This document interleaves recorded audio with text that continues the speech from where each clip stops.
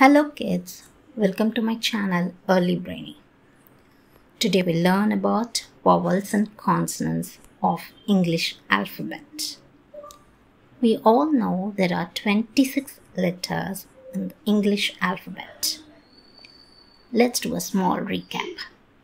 A, B, B, C, K, D, D, E, A, F, G, G, H, H, I, E, J, J, K, K, L, L, M, N, O, O, P, P, Q, Q, R, R, S, T, T, U, V, V, W, W, X, Y, Y, Z, Z.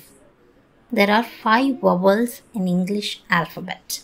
They are A as in apple, E, A as in elephant, I, E as in igloo, O as in octopus, U, as in umbrella.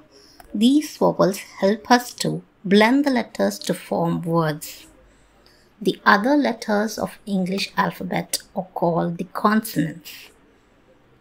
They are B, C, D, F, G, H, J, K, L, M, N, P, Q, R, S, T, V, W, X, Y, and Z.